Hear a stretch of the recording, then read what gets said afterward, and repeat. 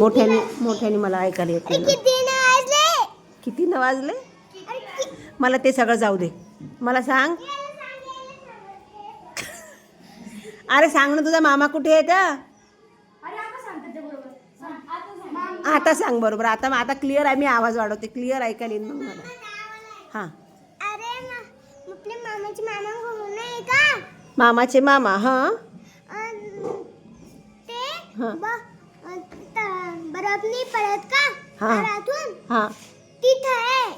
आभाळातून बर्फ पडतो तिथे आहे का? हां. फ्रीजमध्ये नाही का? हां.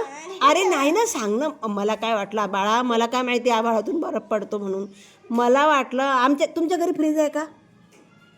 आमच्या घरी फ्रीज आहे ना. आमच्या घरी आहे. आहे ना. मग फ्रीजमध्ये असतो ना बर्फ, असतो ना. मग मला काय वाटलं की बर्फ फ्रीजमध्ये असतो, मग तुझा मामा फ्रीजमधल्या बर्फात राहतो का काय?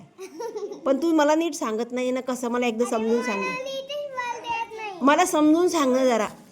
कुठं आहे? ए ऐका रे नीट. ऐकून घ्या. तुम्हाला पण माहीत नाही आहे बरं का. ऐकून घ्या. हां. कुठे आहे बाळा तुझा मामा? हां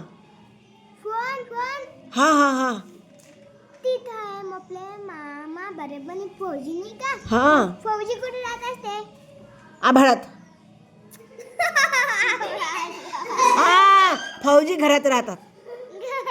घरात राहतात ना. अरे फौजी. घरातच तर राहतात रे फौजी ना. तू सांग. नाही आपल्याला नाही माहिती ना ग, त्याला माहिती आहे. त्याचे मामा फौजी आहे ना. आपले मामा थोडे फौजी आहे. सांग बाळा, कुठे राहतात फौजी? एकदा सांगणार रे दादा. अरे मला हां. बर्फात राहतात. आहे ना. हां खरं का रे? पण मग तुझ्या मामाला थंडी वाजत असेल ना रे.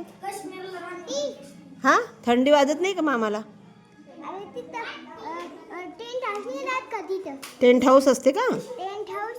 टेंट हाऊस काय असते रे? बाई टेंट हाऊस काय आहे ते? मी पहिल्यांदाच आहे.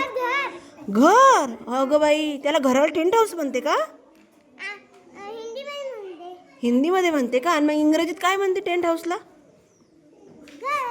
हां बरोबर आहे. किती हुशार आहे ग तो. त्याला सगळं माहिती आहे.